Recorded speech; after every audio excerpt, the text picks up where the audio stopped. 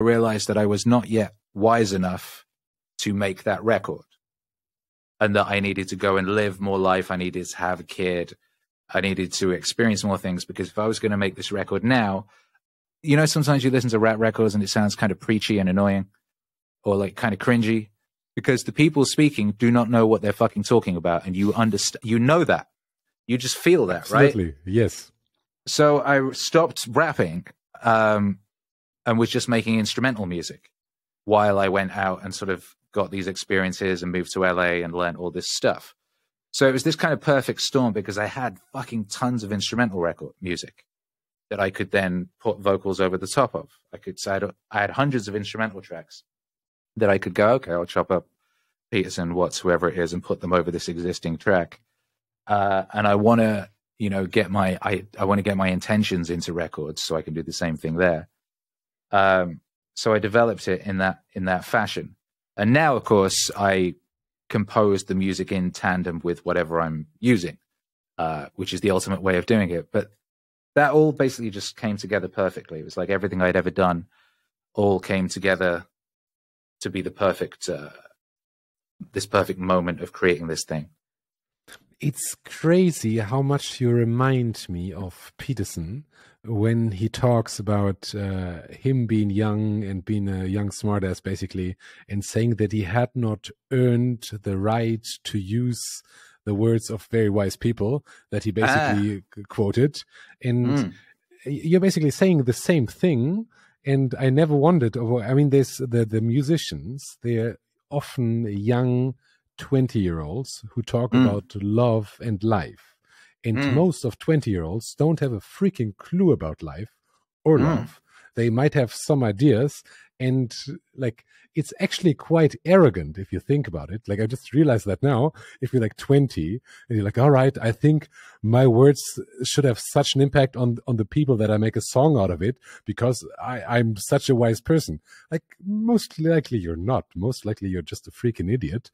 But like, it's like your approach is saying, let's take like words from really wise people, and I'm good with music, and then I'm like doing hundreds of songs using basically their words, and you're mixing their words, thus giving your taste to it, and you're adding your music, and suddenly you create meaning. And after that, is that the next stage of you actually, is that where you see yourself in the future, having really embodied your numerous albums before, and then basically speaking from an own perspective?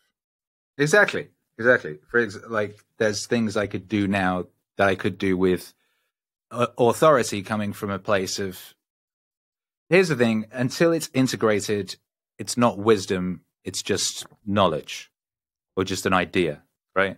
Until you've actually integrated it into your life, it is not wisdom. Wisdom is problems overcome.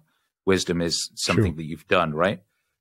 So we can listen to 1,000 podcasts and think we're dead smart because we listen to these like highbrow. We listen to, you know, Lex or whatever the fuck podcast. Oh, I listen to this smart podcast, I'm very smart. But unless you integrate the ideas into your life, you just listen to a thing and it floats by like a plastic bag in the wind. And I see this with people. They'll listen to a podcast and they'll get excited and they'll be messaging me and saying, oh yeah, this idea. And then a year later, I'll be hearing they've heard the same message in a different podcast and they're excited again as if they've just heard it for the first time, because they did not integrate it. If you do not integrate it, it's not wisdom, it's not real. And so, yeah, it's funny, right? So pop music is usually about the experience of the teenager, actually. Most music, true, like the lyrical content of most music is the experience of the teenager. And that makes sense if it's kids doing it, right? If it's young people making the music. All right, you've had your heart broken and you want to, you know, stick your thumb up this girl's butt in the club or whatever, right? That I get that. That's, you sound authoritative. I believe you, right? If you're you know, you've smoked some weed, and if you want to get some money, and you know, whatever it is, I believe you. You're authoritative. It's when they start, like you were saying, talking about ideas that they obviously do not fully comprehend, particularly when it's done in a preachy sort of a fashion, that it's disingenuous and it doesn't work. But then it leaves you in this in this problem, with this problem, which is that 90% of music or more, probably more, is the experience of the teenager, which means that grown-ass men and women are wandering around listening to teenage vocal programming. So then you have a situation where you already have an infantilized nation, populace, acting like children into their 40s and 50s. And the music that they're listening to is keeping them in this state of arrested development, in this space of between the teenager and the kind of like drunk, horny college student, and never getting beyond that. And there's multiple reasons for that. But like we were saying, one of the reasons is the people making the music do not have the authoritative life experience to be able to talk about anything else. And the older people are afraid to talk about the things because they think it's this youth culture. Slick Rick refuses to make an album, right? He says, I'm not making an album because people just want to listen to stuff about kids, and I don't want to pretend to be a kid in my music. So until there is a market for grown-ass man music, I'm not releasing an album, which is very much a cop-out. It's like such a pussy move. It's like, fucking make the album, then create the market, create the fucking demand. But what I've obviously discovered is there is a huge demand for music talking about things outside of the realm of the teenager or the college student's experience. So yeah, that's what I'm doing. Why don't you think, I mean, like, it seems so freaking obvious that this is necessary and the proper next thing. Why don't you think there's like 100 Akira copycats doing Meaningwave 2750? I mean, lots of people do copy it. I see copies all the time, but no one sticks at it. So someone will do it, and they'll do a couple, and they won't instantly get rich and famous or whatever it is, and then they'll give up and go do something else. One thing you discover in this game is there are very few people who have the fortitude and the tenacity to keep going. And it's not easy to, make a living making music, particularly making a living making music that is outside of the realm of what's accepted or what's expected. I've been doing this for decades, and I've seen so many people come and go, so many rise and fall.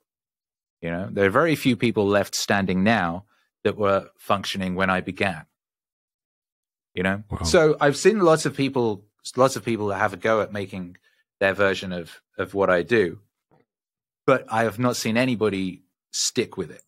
And you have to stick with these things. It's not like I'm fucking at the point of kind of globe straddling superstardom or anything like that.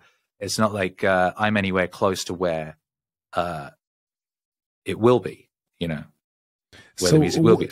Where will it be from your perspective? Well, where it will be is where it needs to be, which is with the people who need it.